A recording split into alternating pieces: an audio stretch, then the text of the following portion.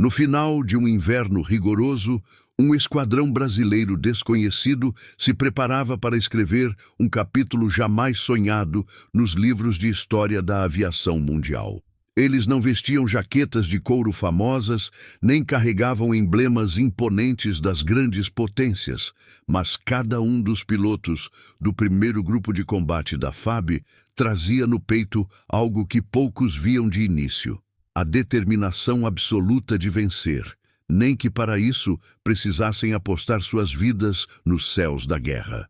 Naquela tarde gélida, os caças brasileiros voariam lado a lado com os melhores da Força Aérea Americana, mas ninguém entre os aliados desconfiava que antes do pôr do sol, todos na base iriam testemunhar o impossível. O que era para ser apenas mais uma patrulha terminou com a consagração de um esquadrão que chegou como piada e saiu como lenda. Você vai entender agora como naquele dia foi a FAB que ensinou aos americanos o verdadeiro significado de coragem. Antes de mergulhar nessa disputa épica entre as duas maiores forças aéreas aliadas daquele fronte, já aproveite e se inscreva no canal. E responda nos comentários: você já viveu ou presenciou uma virada surpreendente quando subestimaram sua capacidade? Compartilhe. Queremos conhecer sua história única. Quando o novo destacamento brasileiro da FAB desembarcou na base militar de Castel Franco, não faltaram cochichos e olhares enviesados. O comandante Vinícius Camargo, 32 anos recém-completados, liderava um grupo formado em sua maior parte por jovens como ele: Pedro Vidal, 29, Letícia Barros, 27 e o temido Matheus Serra, 26. Cada um levado ao limite entre o orgulho de representar o Brasil e o nervosismo da missão inédita. Para os americanos do 357 do Esquadrão de Caça, acostumados ao rigor das campanhas de Sicília e Normandia, aqueles pilotos que saíam de Belém ou de pequenas cidades do Mato Grosso pareciam curiosidades folclóricas. Desde que chegaram, qualquer questão técnica era seguida de um comentário sutil. Os brasileiros conseguiam entender a linguagem dos instrumentos? Sabiam adaptar as táticas de defesa aérea para um cenário hostil? Se entre sargentos americanos as piadas aconteciam baixinho: olha a turma do tamanduá voador. Na sala de comando, a preocupação era real. A questão não era apenas competência técnica, mas sobrevivência. Como esses novatos resistiriam ao inferno dos céus italianos, onde cada erro custava vidas e onde a experiência valia mais que qualquer manual? A FAB, ao chegar, trouxe seus P-47 Thunderbolt recém-transferidos. Aviões brilhando, pintura intacta, mas pouca experiência real de combate. Tinham treinado voos baixos e ataques rasantes no litoral de Natal, mas ali o desafio era outro: manter a precisão e disciplina enfrentando a famosa Luftwaffe, mestres do improviso e do confronto aéreo. O cronograma de missão era duro. Os americanos expunham instruções em mapas repletos de marcas vermelhas, trechos dominados por flak, regiões de patrulha alemã, zonas onde o combustível precisaria ser calculado gota por gota. O enfrentamento da dinâmica do combate na Itália era um batismo de fogo. Frio cortante no cockpit, motores roncando em sintonia nervosa, todos atentos ao menor ruído de rádio. Apesar disso, era notável a ligação silenciosa que começava a se formar. A cada novo treinamento, os brasileiros forneciam visões alternativas, dicas de manobrabilidade adaptadas à realidade de suas origens. E mesmo com a tensão evidente no ar, já era possível perceber: subestimar aquela equipe não seria inteligente. Havia algo no brilho dos olhos dos brasileiros, uma mistura de medo e vontade de provar para o mundo que não estavam ali para compor cenário.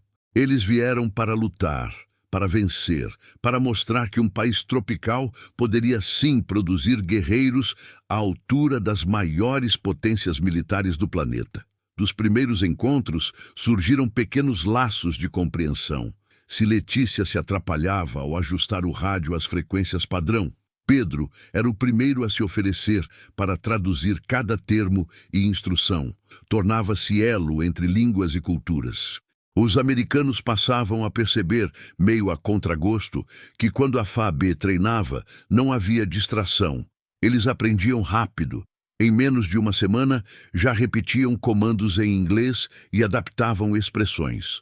Simultaneamente, repassavam aos anfitriões jogos de cartas brasileiros, ensinavam suas gírias ao rigoroso sargento Tony McGregor e demonstravam uma teimosia encantadora nas sessões de preparação física. Se no refeitório a divisão era nítida, brasileiros às vezes tímidos, americanos dominantes, no hangar o respeito começava a brotar, mesmo que de início mascarado por risos contidos. O símbolo do tamanduá voador, antes alvo de piadas, era agora discretamente contemplado por olhos curiosos. Alguns veteranos americanos começaram a se perguntar: e se esses caras realmente souberem o que estão fazendo? E se a gente estiver subestimando justamente quem poderia nos ensinar algo novo sobre sobrevivência no combate aéreo? O céu de março era de um azul cortante e sem nuvens. Mas nenhum dos pilotos do grupo esqueceria o peso da primeira missão de verdade, nem a troca de olhares no alinhamento da pista. O plano: proteger um comboio aliado que cruzaria o Vale do Arno, sob risco constante de emboscada da antiaérea alemã. O capitão Pedro Vidal faria a liderança tática. Sua altivez contrastava com a ansiedade visível ao ajustar o capacete. A estratégia brasileira era ousada. Voariam quase colados ao solo, aproveitando a irregularidade do relevo italiano como escudo natural. Era uma manobra que os americanos consideravam arriscada demais, quase suicida. Mas os brasileiros haviam treinado isso centenas de vezes sobre as praias do Nordeste, onde aprenderam que voar baixo significava invisibilidade aos radares inimigos e dificultava enormemente a mira dos artilheiros alemães. A decolagem foi executada com precisão militar.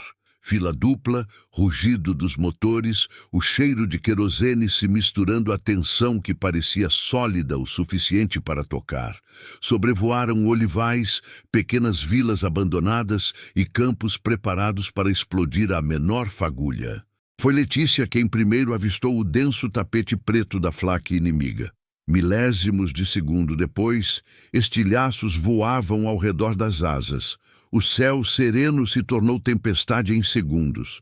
Mateus Serra, o mais jovem e impetuoso, foi atingido em cheio.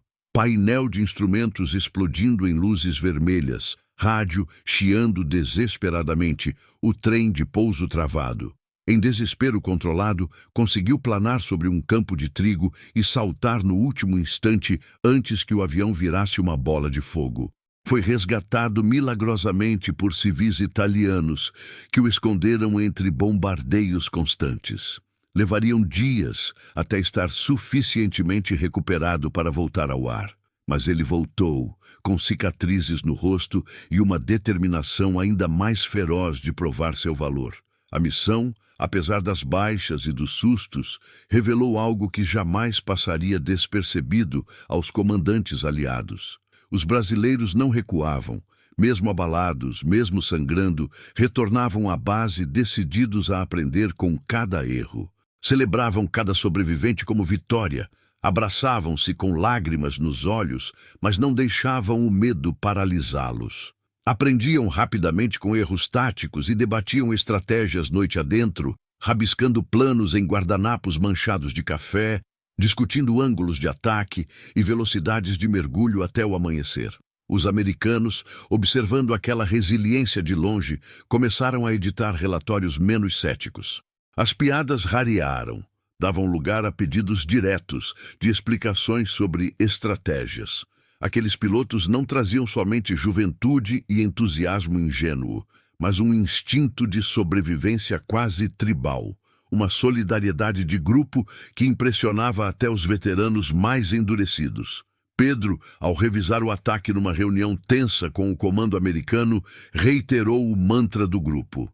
Errar ali era perder amigo, não só missão. E nós não viemos até aqui para perder ninguém. Era o início da reversão, a humildade transformando-se gradualmente em audácia estudada, em coragem calculada. No hangar, após aquela missão brutal, o ambiente ficou visivelmente mais misto. Tony McGregor, já meio convencido de que havia subestimado os brasileiros, pediu autorização formal para voar com Letícia numa missão seguinte. Sua justificativa foi direta e sincera.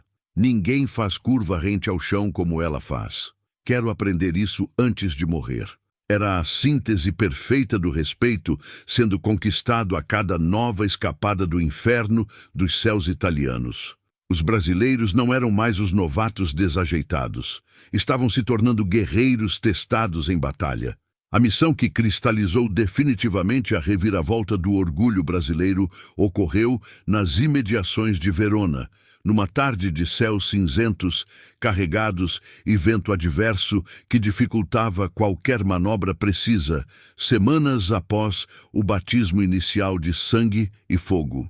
O 347º Esquadrão Americano, em patrulha de rotina sobre território recém-libertado, foi surpreendido brutalmente por um enxame coordenado de caças Messerschmitt Bf-109, que surgiram das nuvens baixas como predadores dispostos a tudo para manter o controle aéreo daquela região estratégica. Os americanos, pegos em flagrante inferioridade numérica e posicionamento desfavorável, logo perceberam que estavam à mercê de uma emboscada clássica da Luftwaffe.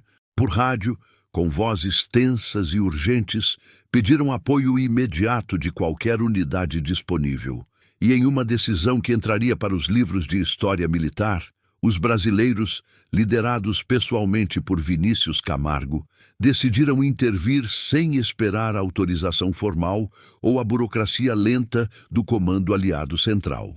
Descrevendo uma manobra jamais tentada em simulações daquele teatro de operações, deram início ao mergulho quase vertical sobre as posições inimigas. Os P-47 brasileiros rasgaram o céu em ângulos que pareciam pura insanidade aos olhos atônitos dos veteranos americanos, despejando toda a munição calibre 50 sobre metralhadoras, canhões antiaéreos e formações alemãs, com precisão cirúrgica, nascida do desespero e da determinação.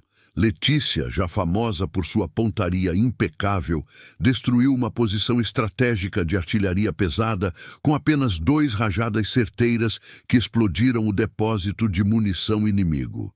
Mateus, ainda com curativos no rosto das queimaduras da última missão, executou um looping rasante, impossível, atraindo deliberadamente fogo inimigo concentrado sobre si e permitindo assim a evasão organizada do núcleo principal da formação americana. O rádio pipocava numa mistura caótica de inglês e português. O campo de batalha aéreo se transformou instantaneamente numa lição improvável de improviso genial, coragem calculada e bravura suicida. O resultado foi tão impressionante quanto inesperado. Retirada desordenada dos alemães da região inteira, comboio aliado preservado sem uma única baixa, dano mínimo às aeronaves brasileiras, apesar da insanidade da manobra.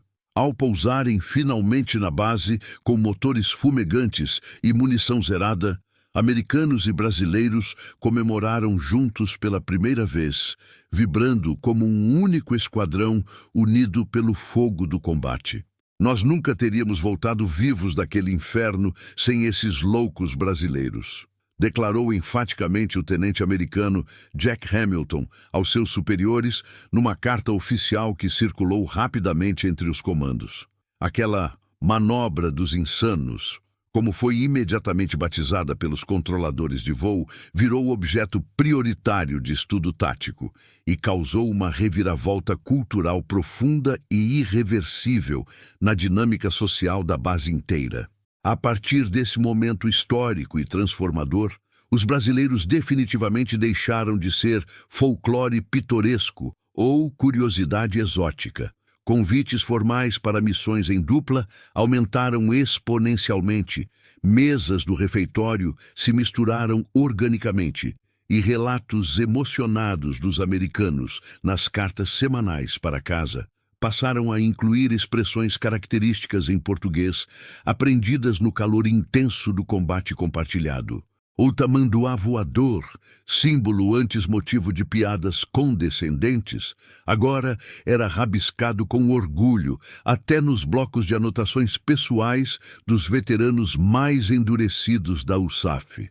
Era a consagração definitiva daqueles que poucos meses antes eram considerados peso morto. O tempo vivido intensamente na base transformou irreconhecivelmente o ambiente e as relações humanas ali estabelecidas, tanto que antigos rivais velados se tornaram genuínos irmãos de armas, unidos por laços que transcendiam nacionalidade ou idioma. Não eram apenas manuais de voo técnicos e gírias militares trocadas em conversas casuais. Amizades verdadeiras e profundas nasceram naturalmente do cotidiano compartilhado de desafios mortais, perdas dolorosas e vitórias celebradas coletivamente. O sargento Tony McGregor, americano durão de Boston, acostumado aos rigores implacáveis da guerra, já não conseguia mais se lembrar das piadas preconceituosas sobre sotaque carregado ou tamanduá desengonçado.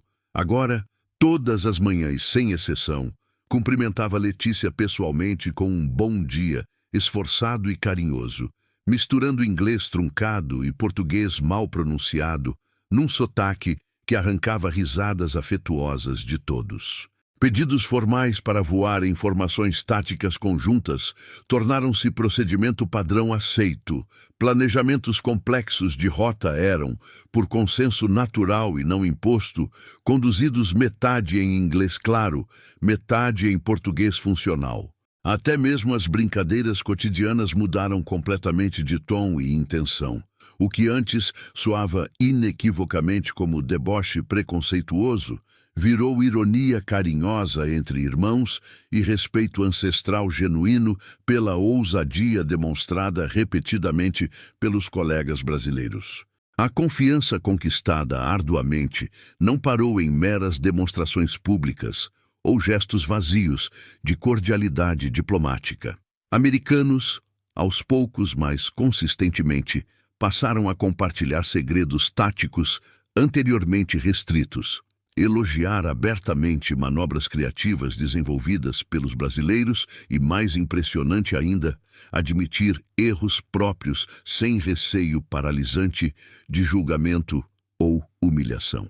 A base inteira reconhecia unanimemente aqueles jovens que chegaram meses antes como mera curiosidade tropical, agora era um exemplo vivo e inquestionável de resiliência sobre-humana e destemor calculado diante do perigo constante.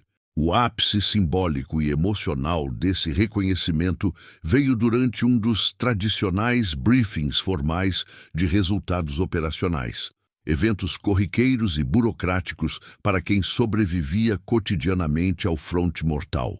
Quando o respeitado coronel Edward Baker, veterano americano de Nova Orleans, com 3 décadas de carreira militar impecável, subiu cerimoniosamente ao palanque improvisado e, encarando deliberadamente todo o grupo reunido de pilotos, declarou com voz embargada pela emoção: "Já voei com esquadrões de elite na França sangrenta, na África escaldante e no Pacífico infernal. Mas nunca em toda a minha carreira imaginei aprender lições fundamentais sobre combate aéreo e sobrevivência com quem, há pouquíssimo tempo atrás, chamávamos condescendentemente de novatos tropicais inexperientes.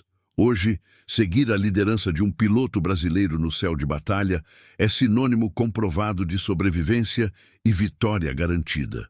O silêncio pesado e respeitoso que se seguiu àquela declaração pública, finalmente rompido por aplausos espontâneos e emocionados, misturando americanos e brasileiros indistintamente, selou oficialmente a nova hierarquia baseada em mérito da base.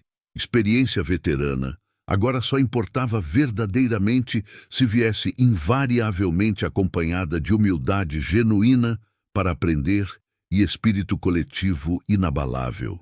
Ao final decisivo daquele mês transformador de março, relatos oficiais detalhados das Forças Aéreas Aliadas Combinadas passaram formalmente a registrar as operações táticas realizadas em Castel Franco como referência internacional obrigatória para a cooperação efetiva entre nações e estudo avançado de táticas híbridas inovadoras em combate aéreo moderno. Era o selo burocrático mais significativo oficial da virada histórica completa. Gradativamente, mas inexoravelmente, histórias épicas de coragem individual e liderança inspiradora cruzaram os portões militares restritos e chegaram avidamente à imprensa internacional, alimentando lendas duradouras sobre aquele inverno italiano memorável em que tamanduás tropicais voaram comprovadamente mais alto, mais rápido e mais corajosamente que águias temperadas pela guerra.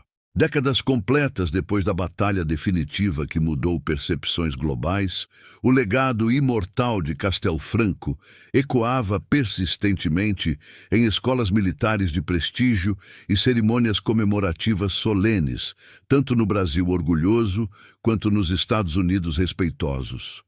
Pessoas que eram crianças inocentes durante os anos sangrentos da guerra cresceram ouvindo relatos estupendos transmitidos de geração em geração.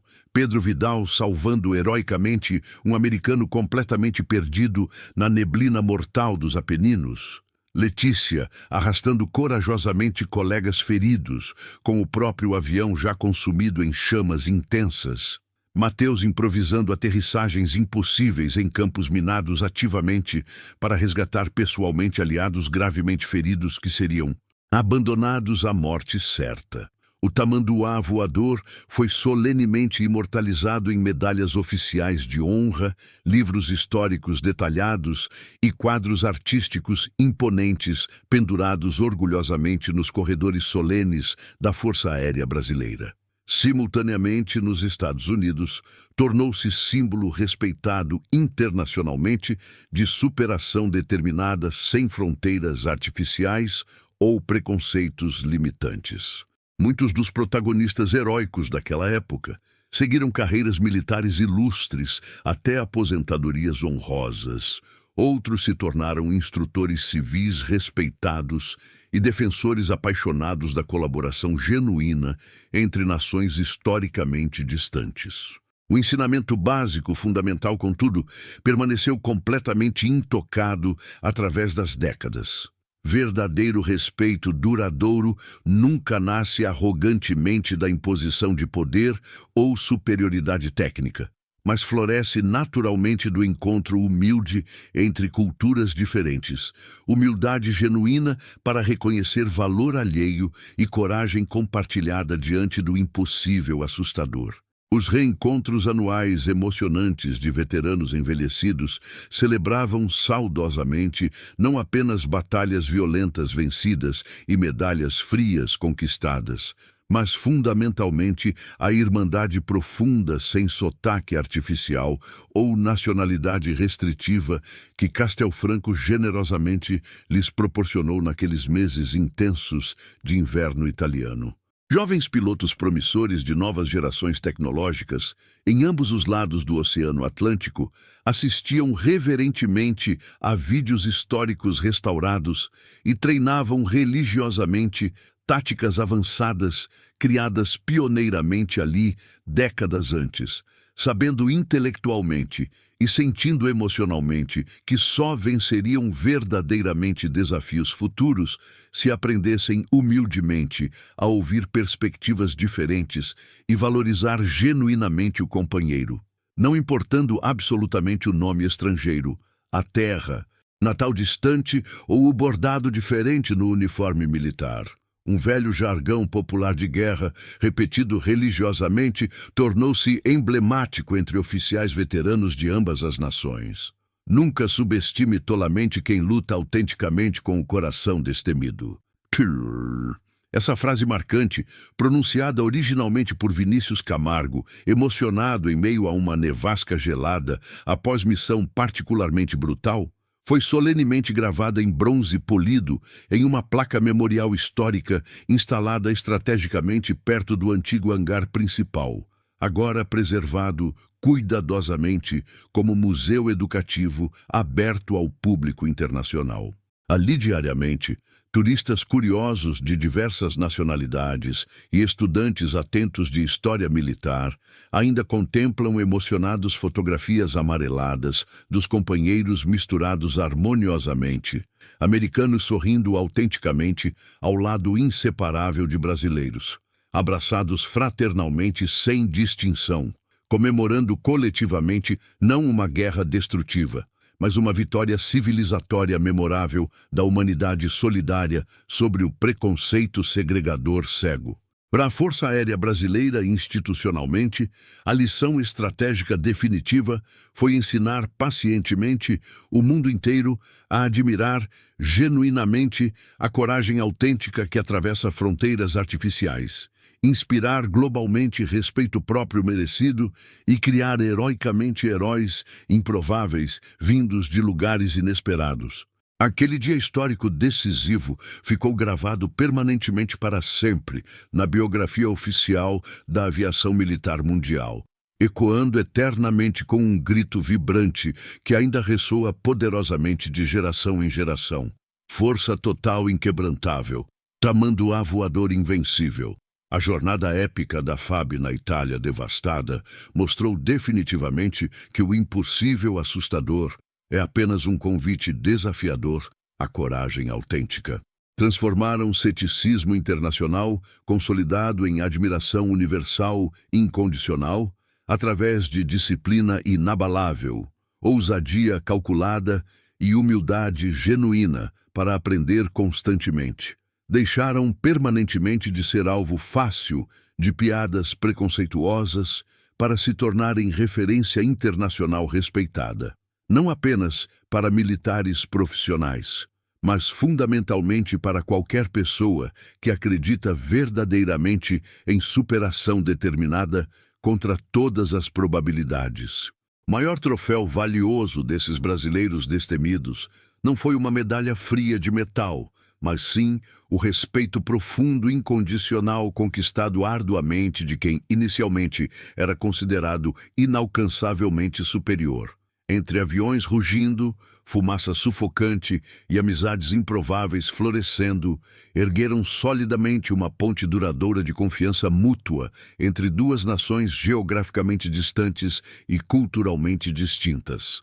A mensagem poderosa que permanece atravessa implacavelmente o tempo inexorável e o idioma limitante. Somente quem voa corajosamente lado a lado descobre verdadeiramente o valor inestimável de um aliado genuíno.